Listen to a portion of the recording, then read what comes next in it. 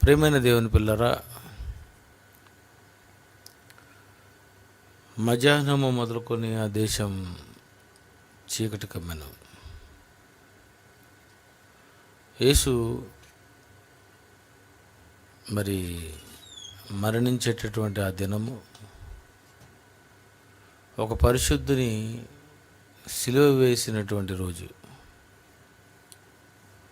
ఆ దేశంలో అంత చీకటి మధ్యాహ్నమందు రావడానికి గల కారణం, ఎప్పుడూ రావలసినటువంటి సూర్యుడు ఆ రోజు 12 గంటల వరకు ఉండవలసినటువంటి సూర్యుడు ఆ రోజు అస్తమించడం. ఇదే మాట వ్రాయబడి ఉంటుంది మత్తయి సువార్త. యేసు మరణించినప్పుడు మధ్యాహ్నము మొదలుకొని 3 గంటల వరకు సూర్యుడు ఇవ్వవలసినటువంటి పగలు లేకుండా చీకటిగా మారడానికి గల కారణం, ప్రకృతిలో ఒక క్రమము ఉంటుంది. ఆ క్రమము ప్రకృతి తప్పిందంటే అది ప్రకృతి తప్పింది కాదు, క్రమము. మీ దోషములే వాటి క్రమమును తప్పించను అని రాశాడు. మీకు మేలు కలుగుకుండుటకు మీ పాపములే కారణము అని చెప్పాడు. పిల్లరా, ప్రకృతిలో జరుగుతున్నటువంటి మార్పులు, పెనుమార్పులు, మనుషుల అక్రమము, దోషములు, పాపములు. మనిషిలో పాపము పెరిగితే ప్రకృతితో దేవుడు శిక్షిస్తాడు. ప్రకృతిలో క్రమము తప్పుతుంది. ఎప్పుడూ పడవలసినటువంటి వర్షాలు అవి తుఫాన్లుగా మారాయంటే అది క్రమము తప్పింది అని అర్థం. కడవరివాన, తొలకరివాన. కడవరివాన, తొలకరివానగా పడవలసినటువంటి వర్షాలు, పంటల కొరకు పడవలసినటువంటి వర్షము పంట నాశనం చేసేటట్లుగా అది వస్తుందంటే క్రమము తప్పింది. అది క్రమము తప్పిందంటే మీ దోషములే, మీ పాపములే వీటికి కారణమని దేవుడు చెప్పాడు. వాతావరణ శాఖ చెప్పలేదు. అది వాళ్ళకది తెలీదు. వాతావరణం దానికదే మారుతుంది అనుకుంటున్నారు. కాదు, నువ్వు మారితే వాతావరణం మారుతుంది. మనిషి మార్పుకి, వాతావరణ మార్పుకి సంబంధం ఉందని బైబిల్ చెబుతుంది. ఎందుకంటే దేవుడికి తెలుసు అది ఎందుకు మారింది అన్నది. ప్రకృతిలో ఇలాంటి మార్పులు ఎప్పుడు సంభవిస్తాయంటే మానవుడు పాపి అయినప్పుడు, దోషి అయినప్పుడు వాటి క్రమమును దేవుడు తప్పిస్తూ ఉంటాడు. నోవహు దినములలో ప్రచండమైనటువంటి 40 రోజులు రాత్రింబగళ్ళు వర్షం పడింది. అసలు అలా పడుతుందా? 40 దినాలు రాత్రింబగళ్ళు ఎందుకు వర్షం పడింది? అది ప్రకృతి క్రమం ఎందుకు తప్పింది? వాటి క్రమమును ఎందుకు అవి తప్పాయి? 40 రాత్రింబగళ్ళు పడవలసినటువంటి వర్షాలు అవి భూమంతా నీటితో నిండేటంతటి వర్షం నమోదు కావాలా? అంత వర్షం ఆ రోజు ఎందుకు పడింది అని మనం ఆలోచిస్తే మీ దోషములే. నోవహు జలప్రళయంలో ఆ రోజు 40 రాత్రింబగళ్ళు, ఏ రోజైనా 40 రాత్రింబగళ్ళు పడిందండి మనకి ఎప్పుడైనా? లేదండి. నోవహు జలప్రళయం తరువాత ఏ రోజు రాలేదు. 40 రాత్రింబగళ్ళు వర్షమే లేదు. వర్షాకాలం ఎన్ని నెలలు? ఎన్ని నెలలండి? 3 నెలలు. 3 నెలల్లో 40 రాత్రింబగళ్ళు. ఎప్పుడైనా వర్షాకాలంలో రాత్రి పగలు వర్షాలు పడ్డాయా? 1 రోజు, 2 రోజులు, 3 రోజులు. మహా అయితే ఒక 5-6 రోజులు, ఒకే ప్రాంతంలో ఒకవేళ పడితే 7 రోజులు, మునిగిపోయేటంత, మనుషులు చచ్చిపోయేటంత అంత వర్షం ఆ రోజు తప్ప ఎప్పుడూ నమోదు కాలేదు. ఎందుకు ఆ రోజు 40 రాత్రింబగళ్ళు వర్షం పడిందంటే దేవుడు అంటున్నాడు, ఆదికాండము 6వ అధ్యాయము 11వ వచనం చూడండి. ఆదికాండము 6వ అధ్యాయము 11వ వచనము. భూలోకము భూలోకము భూలోకము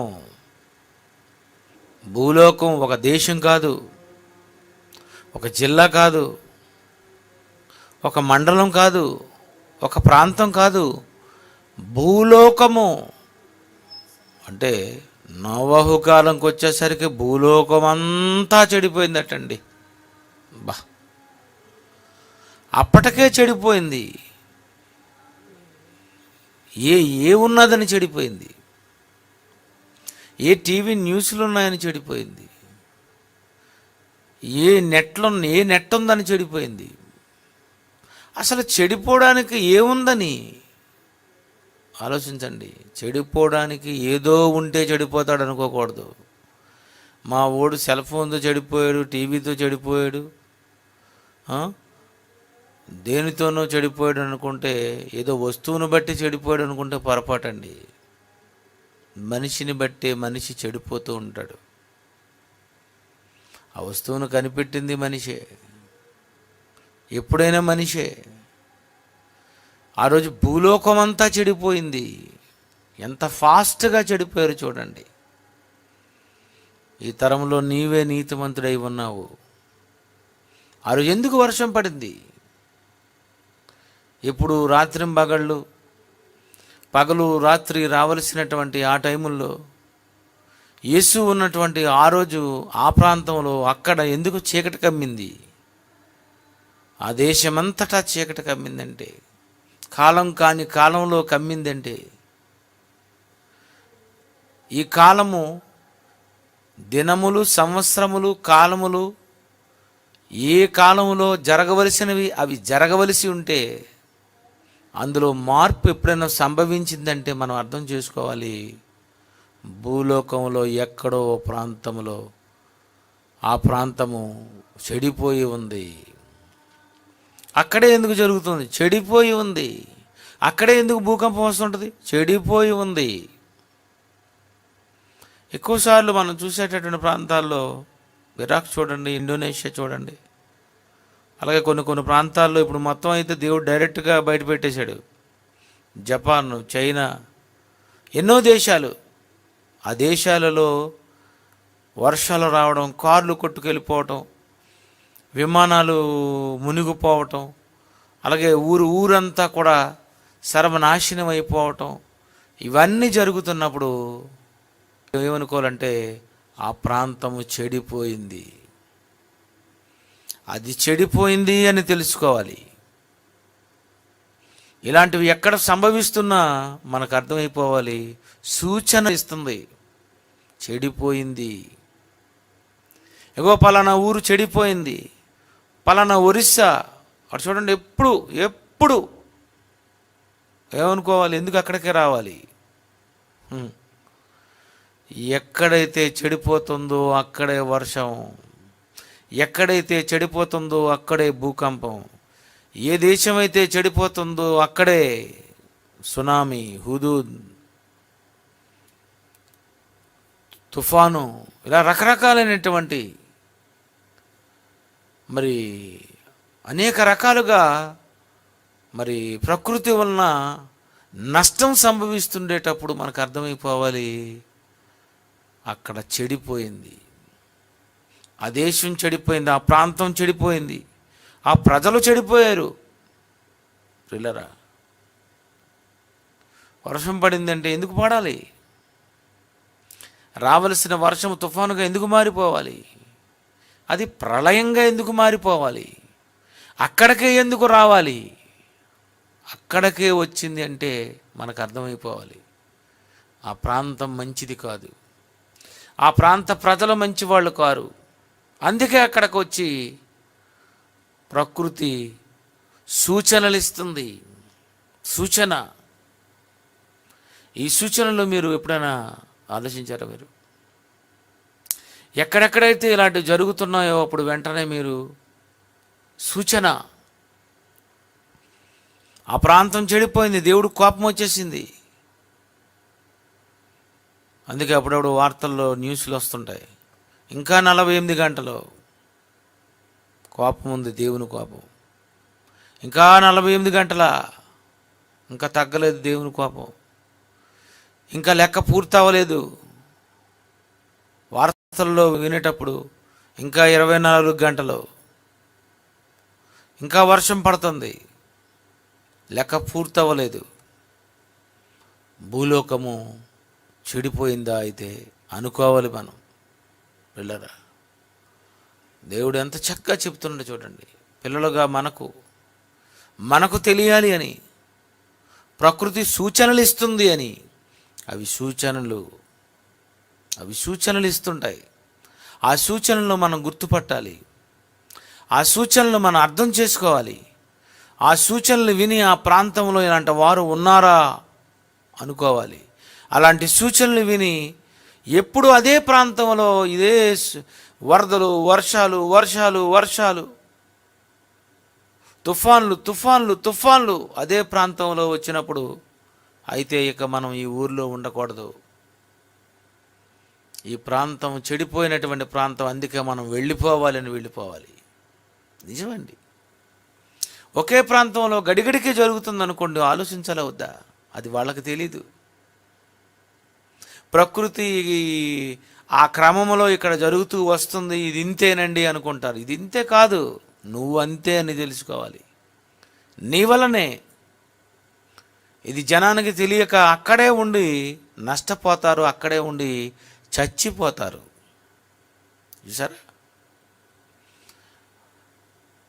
మరి సూర్య చంద్ర నక్షత్రాలు వీటిని ఎందుకు దేవుడు పుట్టించాడంటే అవి సూచనలు ఇస్తాయి. నువ్వు ఖాళీ చేసేయని సూచనిస్తుంది.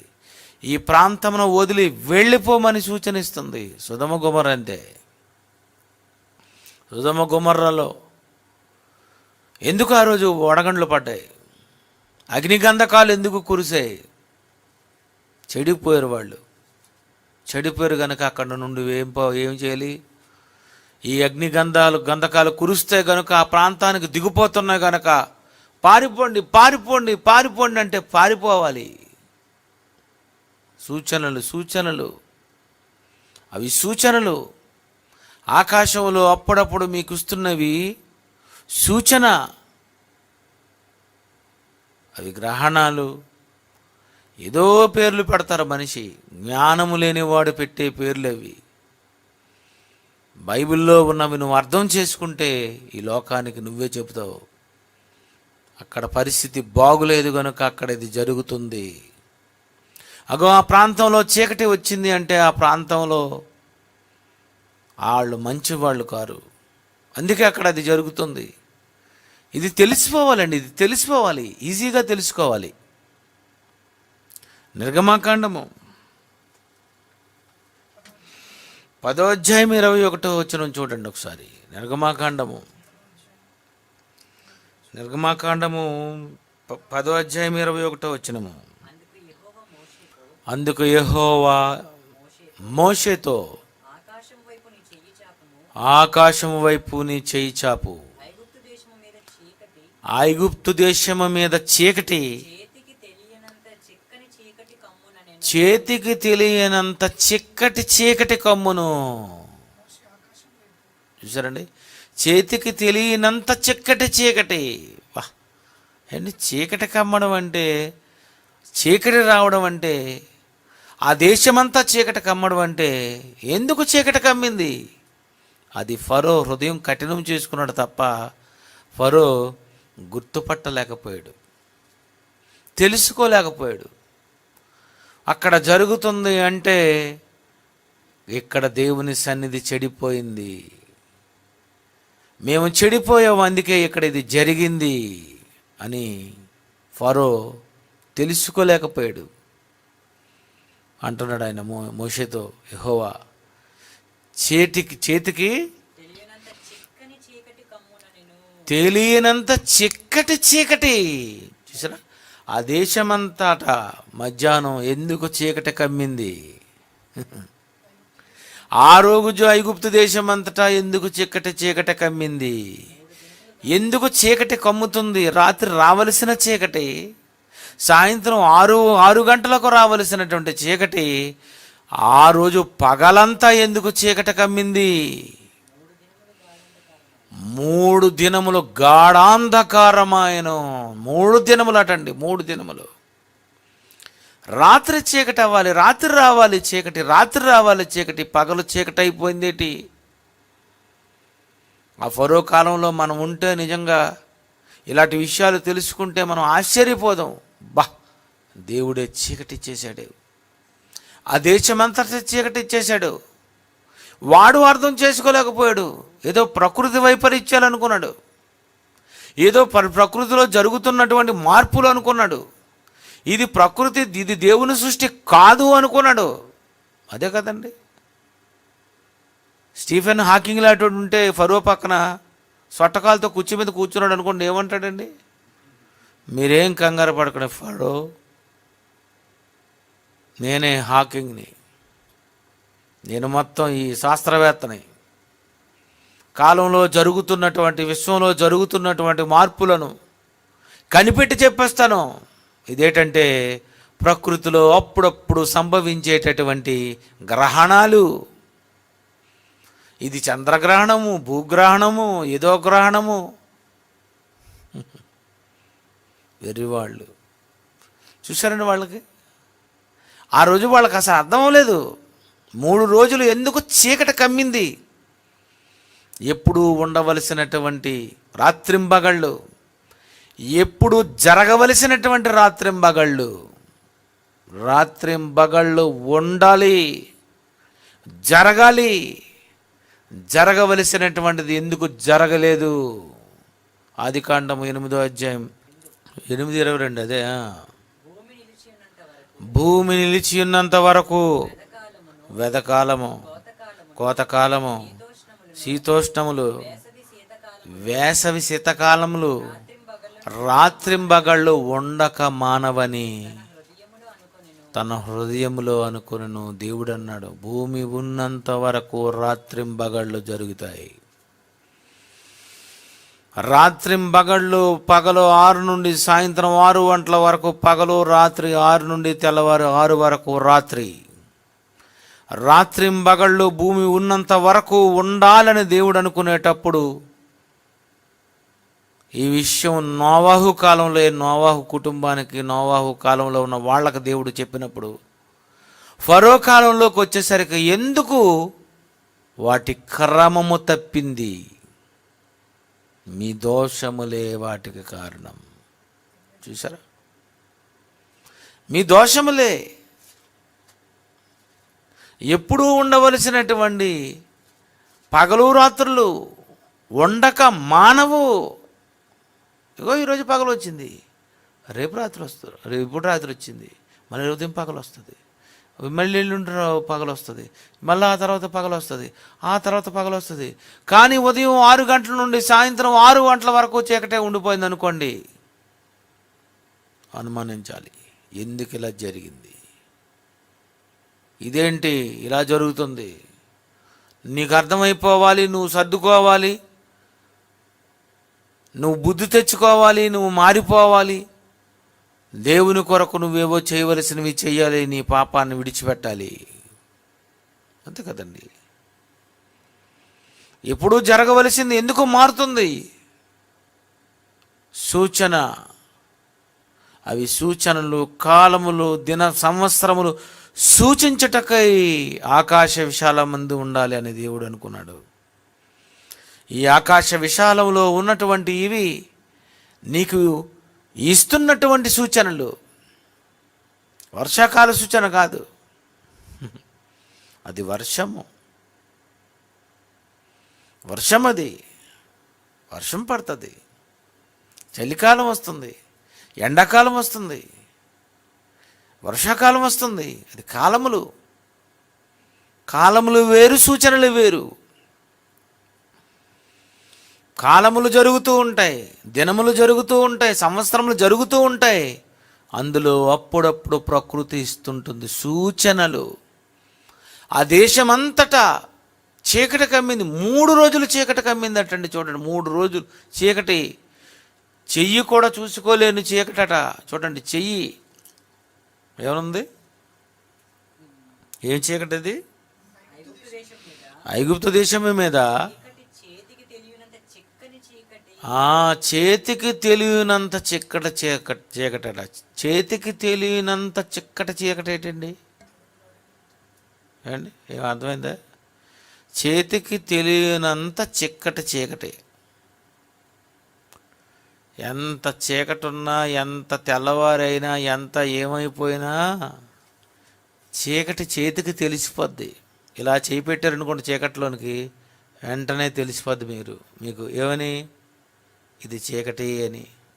నిజమే. రాత్రి ఎప్పుడు ఇలా చేయి పెట్టారా? తెలిసిపోద్ది మీకు, ఇది చీకటి అని. అలాగనుకుంటున్నారా? ఎంత రాత్రి అయినా, ఎంత చీకటైనా ఇది చూసుకోండి. ఇలా చూడగానే అది మన శరీరం అంతా చీకటి కావచ్చు, కానీ చూడండి, ఇది చూడండి, నా ముఖం చూడండి, ఇక్కడ మీకు తెలిసిపోద్ది. ఫేస్కి వచ్చేసరికి ఆ కలర్ ఉంది, చేతికి వచ్చేసరికి చేతి వేలిముద్ర కూడా మిస్ అయిపోయాయి.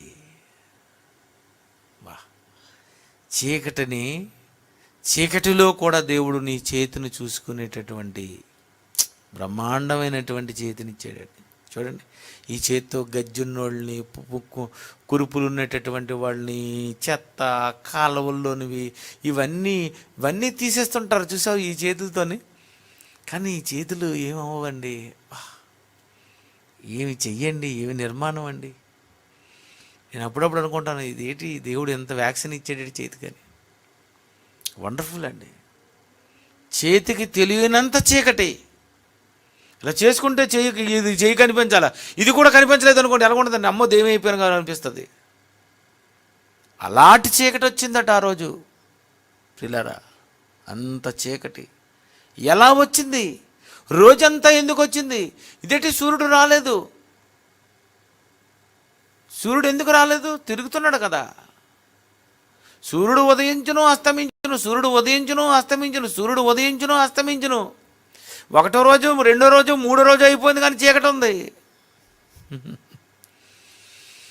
సూర్యుడు వెళ్ళిపోయాడు కనుక చీకటి వచ్చింది అనుకుంటే కాదు, చీకటి కమ్మింది.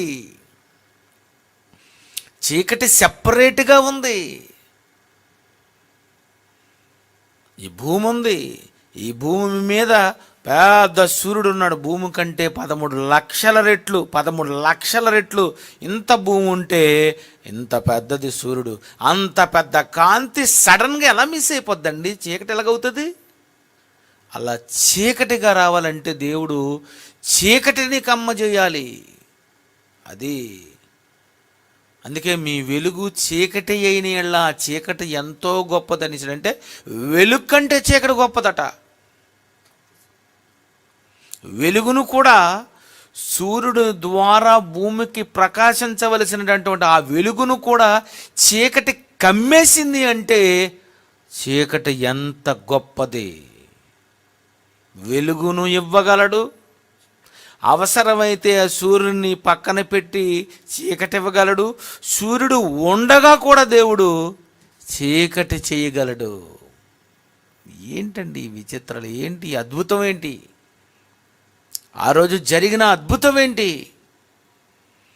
ఎలా ఆ రోజు రాత్రి ఉదయం తెల్లవారు 6 గంటల నుండి సాయంత్రం 6 గంటల వరకు ఎందుకు పగలు రాలేదు? 2వ రోజు పగలేటి రాలేదు. 3వ రోజు ఎందుకు పగలు రాలేదు? 3 రాత్రింబగళ్ళు 3 దినములు ఇంత చీకటి ఎలా కమ్మేసింది? అయ్య బాబోయ్, దేవుడు ఎందుకు ఇలా చేశాడు? భయపడిపోవాలండి, భయపడిపోవాలి. భూలోకము చెడిపోయింది. ఆ ప్రాంతము ప్రజలు చెడిపోయారు. పిల్లరా, చెడిపోయారండి వాళ్ళు. ఆ ఫరో చూడండి, ఆ ఫరో ఏమైపోయాడు? చెడిపోయాడు. అది నిర్గమాకాండము 7వ అధ్యాయము 13వ వచనం చూడండి. 7వ అధ్యాయం 13వ వచనం.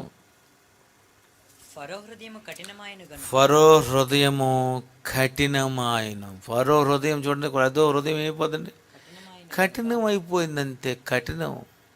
కఠినమాయన. సరే, కొంతమంది కఠినం అయిపోయాడు అంటే ఇంకా అయిపోయాడు, ఇంకా కఠినం అయిపోయాడు. వీడిని ఇక మనం మార్చలేము, పిచ్చుకోకను వదిలేసినట్టు వదిలేయాల. రోడ్డు మీద కఠినం అయిపోయాడు. మనకు అర్థమైపోద్ది, కఠినం అయిపోయాడు. ఇంత కఠినమా? ఫరో హృదయం కఠినమాయను అంటే ఆలోచించ 3 రోజులు దేశమంతా చీకట కమ్మేసింది అనేసరికి వాడికి అర్థమైపోవాలా, నిజముగా మోషే వెనక దేవుడు ఉన్నాడు. అది దేవుడు ఇతని పక్కన ఉంటే కానీ ఇలాంటివి జరగవు. ప్రకృతిలో ఇలాంటివి సంభవిస్తున్నాయంటే వాటి క్రమము తప్పిపోతుంది అంటే మనిషి ఎక్కడో తప్పిపోతున్నాడు. నిజమండి. నేను ఇది అంతా చదువుతున్నప్పుడు నాకు అలాగే అనిపించింది, ఈసారి ఏ ప్రాంతంలో ఏం జరిగినా ఆ దేశం చెడిపోయిందని మనం చెప్పేయాలి. ఆ ప్రాంతం చెడిపోయింది. కొన్ని ప్రాంతాల్లో ఎప్పుడు అక్కడే తుఫాన్లు వస్తున్నాయంటే అర్థమైపోవాలి ఆ ప్రాంతం చెడిపోయిందంతే. చెడిపోయింది. లేదండి ఎప్పుడు కూడా అక్కడ నుండే స్టార్ట్ అయ్యి ఇక్కడ నుండి వస్తుందండి అని అనుకో. ఇది ఫరో లాంటి హృదయం ఉన్నోడు చెప్పేవి ఇవి. ఫరో హృదయం ఉంటుంది కొంతమందికి, వాడు చెప్తాడు అది అక్కడి నుండి ప్రారంభమైందని. ఎందుకు ప్రారంభమైంది? వర్షం రావాలి ఆయన. చిత్తగొడ్డి వరిస్తాను చూడండి, ఒక ప్రాంతం ఉంటుంది ఎప్పుడుని. నేను చెప్పకూడదని వదిలేశాను కానీ మీరు రోజు తింటుంటారు అప్పుడప్పుడు టిఫిను. అది ఎప్పుడు అక్కడ చిత్తగొడుతుంటాడు దేవుడు. దాని పేరే ఇడ్లీ తర్వాత వచ్చేది ఏటి, మీకేం అర్థం అవ్వదు. అర్థమైందా? నేను చాలాసార్లు అనుకున్నాను, ఎందుకు మళ్ళీ అక్కడే ఏంటి, మళ్ళీ అక్కడేనా, ఇండోనేషియా మళ్ళీ అక్కడేనా, ఇవో పలానా ప్రాంతం మళ్ళీ అక్కడేనా.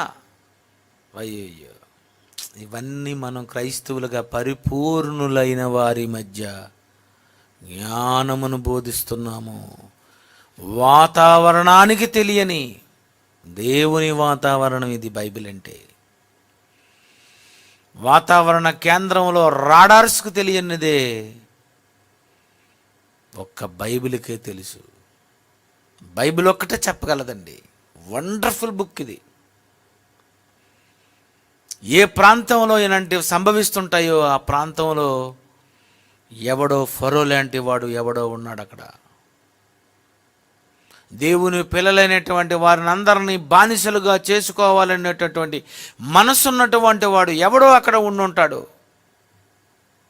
ఈ క్రైస్తవ్యాన్ని అంతం చెయ్యాలని ఎవడో భారతదేశంలో ఎవడో ఎక్కడో అనే ఉంటాడు. అందుకే కొన్ని ప్రాంతాలు చెత్తగొడు చెవులు మూసాడు ఈ సంవత్సరం.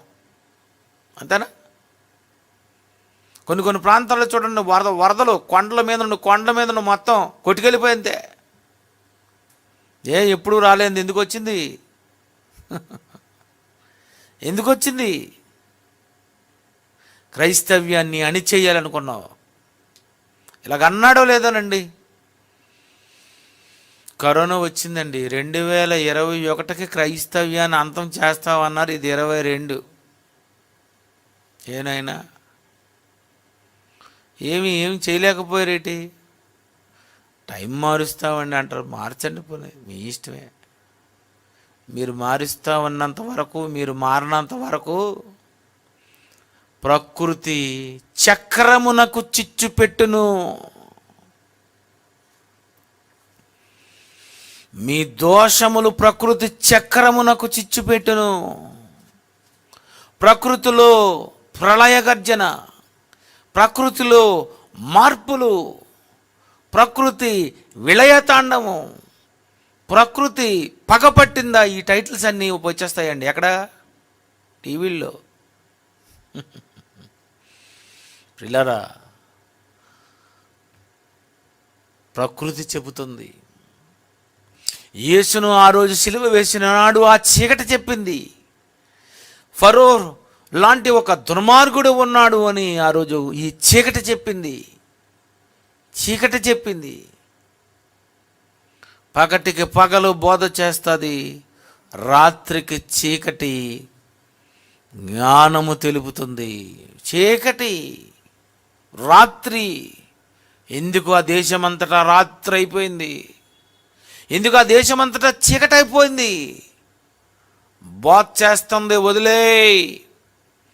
దేవుని పిల్లల్ని వదిలేయ్. దేవుని పిల్లల్ని పంపించేయి. చూసారా, ఆ రోజు ఇశ్రాయేలీల కొరకై ఆ రోజు అలాంటివి సంభవిస్తే, ఈరోజు క్రైస్తవులమైన మనమున్నాము గనుక ఇలాంటివి సంభవిస్తున్నాయి. ఎవరికి తెలియదు ఇది. చాలామంది దేనికి వచ్చిందంటే, ఏదో చైనా వాడు కనిపెట్టాడు, చైనా నుండి వచ్చింది. చైనా వాడు కనిపెట్టాడా? దేవుడు రా, దేవుడు దేవుడు దేవుడండి. తెలియనివాడు ఏదేదో పేలుతాడు. సబ్జెక్ట్ తెలియనివాడు, పూర్తిగా సబ్జెక్ట్ తెలియనివాడు. ప్రియమైన దేవుని పిల్లరా, ఎక్కడ ఏ ప్రాంతంలో ఏది సంభవించనివ్వండి, మీకు అర్థమైపోవాలి.